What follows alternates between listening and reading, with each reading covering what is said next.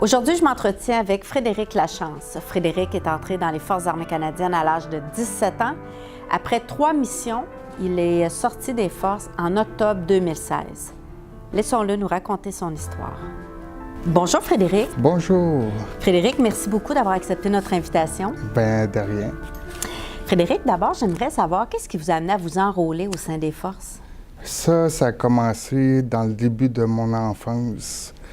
Quand j'étais jeune, je déménageais énormément et à un moment donné,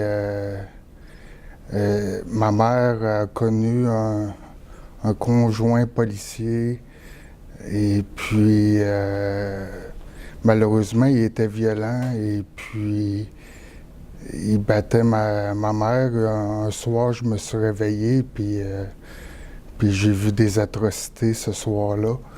Et je me suis juré que ça n'arriverait plus,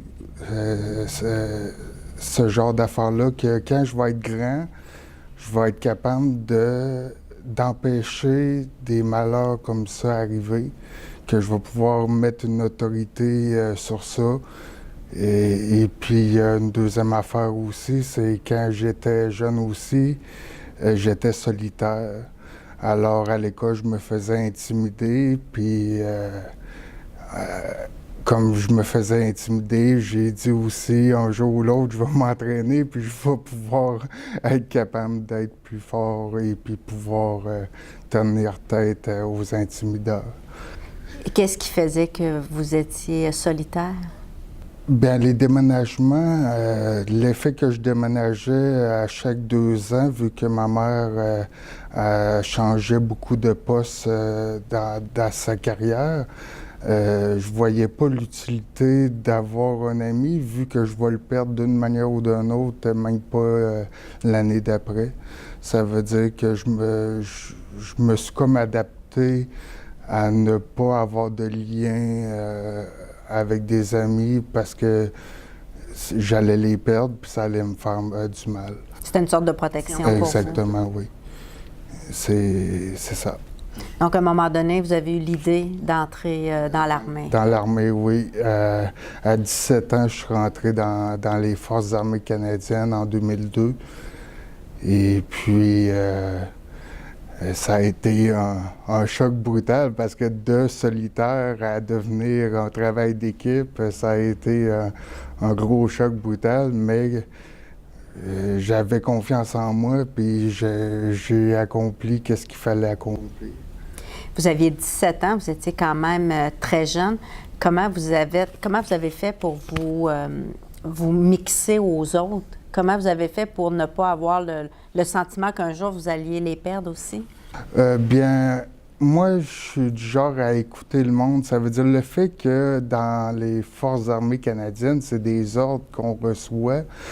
Et puis, le monde, ben beau, des fois, malgré qu'on fait un travail d'équipe, ça arrive des fois qu'il y a des chicanes et tout ça.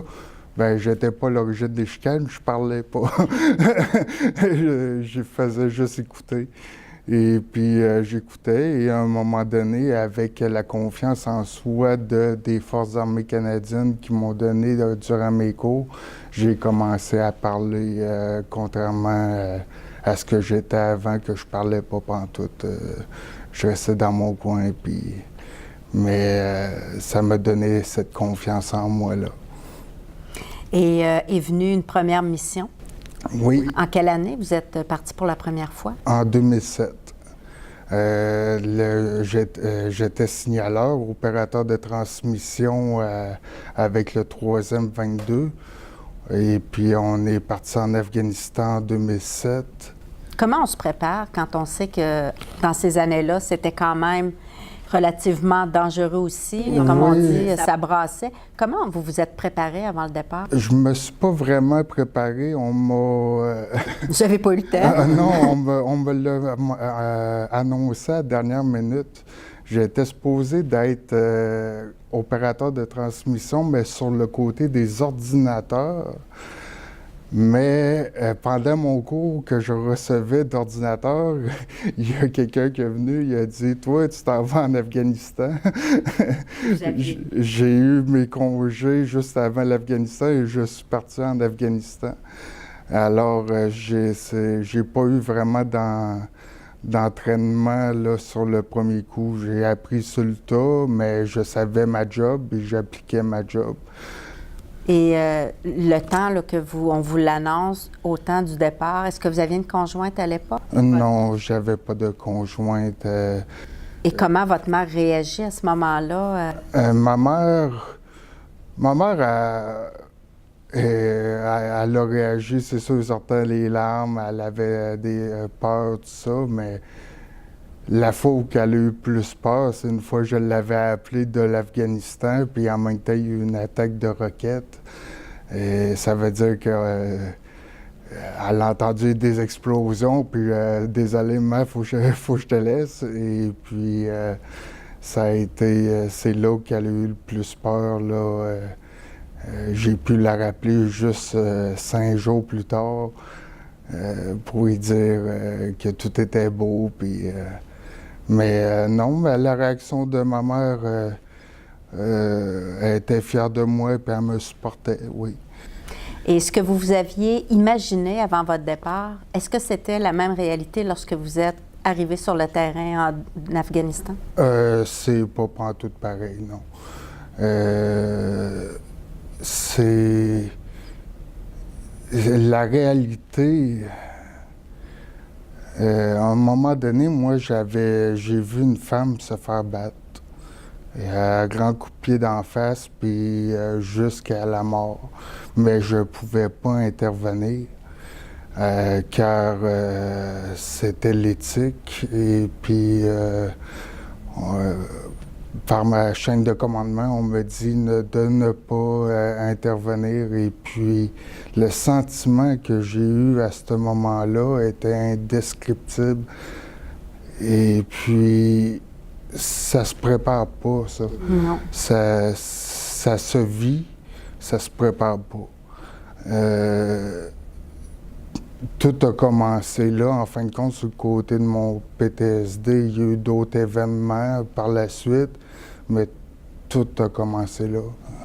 Et quand vous revenez ici au Québec après votre mission en 2007, Oui. comment ça se passe? Ça s'est bien passé en revenant de ma première mission, vu que c'était go, go, go. J'ai arrivé au QGT, le 3e 22, on venait me chercher, parti à l'entraînement pour une prochaine montée en puissance, fait l'entraînement de la montée en puissance, pour ensuite aller en Haïti pour le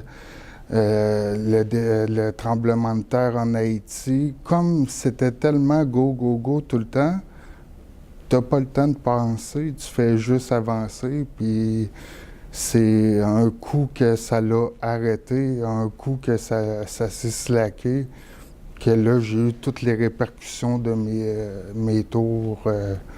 Parce que vous êtes allé en Haïti en 2010, Oui. Mais tout de suite après, à votre retour, vous êtes retourné en Afghanistan. Oui, j'ai retourné en Afghanistan en 2010 jusqu'en 2011. Et puis, encore une fois, j'ai été malchanceux, j'ai été poignardé pendant cette mission-là. Et puis j'ai continué. Le lendemain, je repartais sur une patrouille et puis on continue à faire la job. C'est comme si tu mets ton cerveau à off, puis ouais, on exécute. Un coup que le côté exécuter a embarqué, tu fais juste faire qu'est-ce que tu sais faire. Et puis, c'est quand t'arrêtes, là, le cerveau revient on, et là, t'as les répercussions là, de tes tours. Là. Est-ce que vous étiez un peu anxieux avant votre départ en Afghanistan, compte tenu de ce que vous aviez vécu en 2007? Non, vu que j'étais comme go, go, go, ça veut dire que j'ai comme... Moi, la mission 2007, l'Haïti puis la mission 2010, c'est comme une grosse mission que j'ai vécue. Ça l'a comme pas arrêté dans tout ce temps-là. J'ai pas eu le temps d'avoir peur de quelque chose arrive de nouveau ou quelque chose de même. Puis comme j'avais pas de conjointe, ben j'avais pas à la rassurer, etc. Puis tout, fallait juste que j'y aille, puis j'y été. Et à votre retour de votre troisième mission, votre deuxième en Afghanistan, est-ce que vos proches, votre mère entre autres, trouvaient que vous aviez changé? Quand je suis revenu, c'était pas fini le go-go-go parce que j'ai été aux ingénieurs, puis après ça, on m'a envoyé à Edmonton, en Alberta. Mais là, ma mère, elle pouvait pas savoir si j'avais changé ou non, vu que j'étais rendu à Edmonton, en Alberta. Mais moi, puis un de mes amis qui a été envoyé à Edmonton, en Alberta, lui, il avait trouvé que j'avais changé. Alors, j'ai demandé pour consulter, pour avoir de l'aide mentale, mais il n'y en avait pas en français. Alors, j'ai été voir ma chaîne de commandement, je leur ai demandé de l'aide mentale en français. Eux autres ont dit, avance comme toutes les autres, mais on va t'en trouver, mais avance comme toutes les autres. J'ai avancé comme toutes les autres. Malheureusement, j'ai pris les moyens du bord pour avancer comme toutes les autres. J'ai fait le nécessaire à ce moment-là, je crois. Par la suite, 1 an et demi s'est passé. 1 an et demi où que l'aide n'a jamais venu. J'étais rendu complètement à terre. Alors, j'ai appelé l'Ombudsman des Forces. L'Ombudsman m'a posté à Québec dans le mois qui suit. Vu la rapidité du posting, on a dévalué mon condo à Edmonton et puis j'avais un prêt à taux fixe. L'armée ne paye pas ça, les prêts à taux fixes, quand on cancelle ça.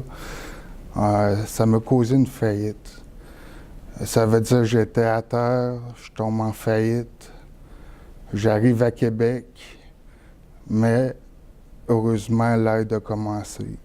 Et c'était le temps. Fait que l'armée vous a pris en charge pour oui, les soins? Pour les soins, pour la médication, les thérapies, la psychothérapeute. On m'a pris en charge. Mais la faillite a aggravé, et puis le manque d'aide à Edmonton aussi a aggravé ma situation. J'étais carrément en panique à ce moment-là. Un coup que j'étais rendu à Québec, j'étais dur à contrôler. J'ai été interné 4 fois. Et ça, est-ce que vous vous en rendiez compte que vous aviez, comme vous dites, là, vous étiez à terre? Est-ce que vous étiez en mesure de dire, là, il y a quelque chose qui ne va pas?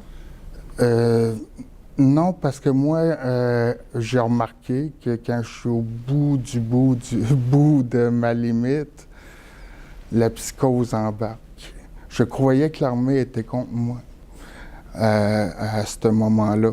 Vu la situation que j'avais pas d'aide, vu la faillite, vu toute la situation globale de tout qui se passait autour de moi, sur le coup, j'ai commencé à croire que l'armée était contre moi. À ce moment-là, c'est dur d'avoir de l'aide de l'armée au moment que tu penses que l'armée est contre toi. Et vous étiez toujours au sein des forces à ce moment-là? J'étais toujours au sein des forces. Ça veut dire que je disais pas tout à ma psychothérapeute puis à ma psychiatre, vu que j'avais peur qu'ils étaient contre moi. C'était un cercle vicieux. Jusqu'à un moment donné, j'ai été interné, puis on a changé une médication. Et là, j'ai vu plus clair à ce moment-là. J'ai vu que qu'est-ce que je croyais n'était pas le cas. Et j'ai eu aussi mes diagnostics. j'ai pu racheter qu'est-ce que j'ai perdu pendant ma faillite. Mais j'ai sorti des forces, j'ai perdu mon emploi. Vous êtes sorti à quel moment? En octobre 2016. OK. Je l'ai pris très, très dur de sortir des forces parce que j'ai jamais pensé dans ma vie que j'allais faire une carrière. Moi, dans les forces, j'ai fait 14 ans en tout. Et puis, j'avais pas dans le but, OK, on sort des forces. Vous aviez un plan de carrière bien établi. Bien établi, puis si on me demande en quoi je suis bon, ben je suis bon comme signaleur, opérateur de transmission dans les Forces armées canadiennes.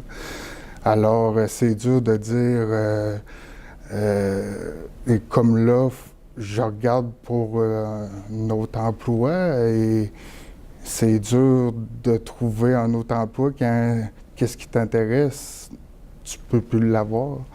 À ce moment-là, c'est un autre servicieux qu'il va falloir que je me sorte bientôt. Là, vous avez toujours des soins, vous êtes suivi. Oui. Comment est le quotidien de Frédéric Lachance aujourd'hui? Le quotidien n'est plus pantoute pareil à l'ancien Frédéric Lachance. Le quotidien, c'est une journée à la fois. Se lever, faire une marche, manger, faire à manger, s'occuper de son environnement. Tout ça avec ma médication qui... je prends 11 médicaments différents par jour avec leurs effets secondaires tout ensemble. Juste faire ma journée est difficile en soi. Des fois, j'ai une crise de panique, une crise d'anxiété, puis je sais même pas pourquoi que je l'ai. Et puis, tu sais, on me dit, trouve les facteurs. Tu sais, la psychothérapeute ou le psychiatre, il veut qu'on trouve les facteurs qui font en sorte qu'on tombe en crise. C'est très dur à ce moment-là de trouver les facteurs, surtout avec toute la médication qu'on a. Ça peut être tout simplement un effet secondaire des médicaments qu'on prend. Mais j'y vais au jour le jour et à un moment donné, je vais être capable de faire un nouveau pas vers le futur. Là. Justement, vous en avez fait un récemment, c'est-à-dire que vous avez créé un site Internet pour l'aide aux vétérans. Oui. Qu'est-ce qui vous a amené à créer ce site Internet? Bien, quand je suis sorti des forces, au début, j'étais avec Opération Père. C'était un organisme qui aidait les vétérans, les uniformes et tout ça. J'ai investi beaucoup de milliers de dollars là-dedans, mais ça l'a fermé. Par la suite, j'ai participé à Phoenix Ressources, qui est encore dans le même but d'aider les vétérans. Et là, je me suis dit, qu'est-ce qu'il faudrait peut-être pour un vétéran qui sort des forces? C'est peut-être un site qui englobe toute l'information qu'il aurait besoin. Un site qui verrait autant les rabais, qu'est-ce qui est le fun à savoir, autant l'aide possible, que les compagnies, que d'autres vétérans ont mis sur pied quand ils ont sorti des forces. Un site qui englobe tout, ça veut dire que j'ai créé infovétéran.com à ce moment-là. Et qu'est-ce que Frédéric Lachance souhaite le plus au monde? Qu'est-ce que je souhaite le plus au monde? C'est de filer mieux, tout simplement. Que ces journées-là difficiles, que faire ma journée est difficile, deviennent plus faciles et que je puisse regarder vers le futur en disant, ben j'ai des objectifs. Là, on parle même pas d'objectifs présentement, j'en ai pas. Mon objectif, c'est de faire ma journée, puis demain va être une autre journée. Mais c'est ça que je souhaite le plus au monde. Bien, Frédéric, je vous le souhaite de tout cœur, comme vous le dites, une journée à la fois. Oui. Merci beaucoup, Frédéric. Au revoir. Cette semaine, notre chroniqueur Michel Martin s'entretient avec M. Arthur Morin. M. Morin est un vétéran des Forces armées canadiennes. M. Morin, merci beaucoup de nous accorder cette entrevue. Ça fait plaisir. Donc, vous avez été dans les Forces armées pendant plusieurs années. Oui. Combien d'années? 25 ans. À quel moment êtes-vous entré dans les forces? Je suis rentré en décembre 68. Décembre 68. Oui. Vous vous êtes porté volontaire. Oui. Puis, dites-nous comment ça s'est passé? Ben, ça s'est bien passé. Disons que je voulais rentrer justement dans le 22e régiment. Et puis, je savais que j'avais une longue période à faire, mais j'appréciais d'aller à différents pays, puis ainsi de suite. Et puis, surtout faire du parachutisme. Donc, vous étiez parachutiste. J'étais parachutiste, oui, pendant 2 ans, avec les commandos. Vous avez fait votre entraînement à quel endroit? J'ai fait mon entraînement à Wainwright. À Wainwright. Oui, oui. Et après ça, on a été transféré en Alberta, Edmonton. Donc, pendant une période de 2 ans. OK. Alors, c'est sûr, là, j'ai fait 2 ans là. Et puis, les années 71, j'étais là 69, 70. 69, 71. Puis en 71, à août 71, j'ai été muté en Allemagne. En Allemagne. Alors? Alors, oui. Pendant une période de 4 ans, oui, jusqu'à les années 75. Vous m'aviez mentionné tantôt que vous aviez participé d'une façon ou d'une autre à la crise d'octobre. À temps, j'étais avec les commandos parachutistes, oui. J'ai participé à la crise d'octobre. De quelle façon? De quelle façon? On a été appelés comme, surtout pour la sécurité. Donc, c'est nous autres qui étions les premiers appelés en avant pour ceux qui étaient pris en possession de différents individus, puis tout là, puis ainsi de suite. Et puis... une vérification d'identité. On a eu un entraînement spécial, de référence à tout ça. Puis, dans le temps de Pierre Laporte, on était cantonnés, nous autres, à Saint-Hubert. À Saint-Hubert. À la base de Saint-Hubert, oui. Là où ils ont trouvé le corps de M. Laporte. Oui. Par la suite, ouais, c'est nous autres qui avons découvert le corps de M. Pierre Laporte. Et puis, il était dans un coffre d'une voiture, et tout ça. Ouais. Après votre entraînement, et une fois rendu en Allemagne, est-ce que vous avez fait des missions? Rendu en Allemagne, on n'a pas fait de missions comme telle, mais c'était de l'entraînement général qu'on faisait avec les Nations Unies. Okay. Avec les Allemands, les Belges, les Américains, ainsi de suite. C'était de l'entraînement pour d'éventuelles missions de paix? Oui, oui. À un certain temps, on était supposé d'être déployés en Pologne. Et puis, ça a vu que ça allait mal un peu, tout ça. Et c'est sûr qu'il y avait des gens aussi qui pouvaient être déployés à Chypre, entre-temps. Donc, on était quand même un bataillon de 1200 hommes dans ce temps-là. Donc, c'est de l'entraînement qu'on faisait pour ça, pour la sécurité, et puis qu'on pouvait être appelé à n'importe quel temps. Vous avez été appelé à Chypre? J'ai été à Chypre, oui. J'ai été muté à la Citadelle de Québec en 1975. Et puis, 2 semaines après une de vacances, là, ils m'ont appelé si j'étais volontaire. J'étais volontaire, mais pour aller à Chypre. Donc, on a passé 9 mois à Chypre. 9 mois à Chypre. Contez-nous un peu comment ça se passait. Bien, là-bas à Chypre, c'est sûr que c'était pas évident, là, facile, parce que l'année que j'ai été, en 1975, la guerre en 1974 venait de terminer avec les Grecs et les Turcs. Donc, nous autres, on était installés à l'Hydropalace, près des Grecs. Donc, c'est sûr que le soir, il y avait des couvre-feux et tout ça. Puis, on avait des points spécifiques. Il ne fallait pas y aller à telle place, à telle place. Donc, c'est sûr que le soir, là, c'était quand même dangereux parce que les gens tiraient un peu partout. Là. Si tu étais dans ta chambre, il fallait fermer les fenêtres. cas où. Puis ça a déjà arrivé de temps en temps, une balle qui passait à travers les fenêtres. Donc, c'est s'est déroulé quand même assez bien. Mais par contre, il y a eu des choses là, que on ne peut pas oublier. Mais, Comme par exemple? ben, c'est sûr que les gens, il y en a qui étaient là, les gens étaient jeunes. Moi, je n'étais pas vieux non plus, là. J'avais à peine peut-être 25 ans.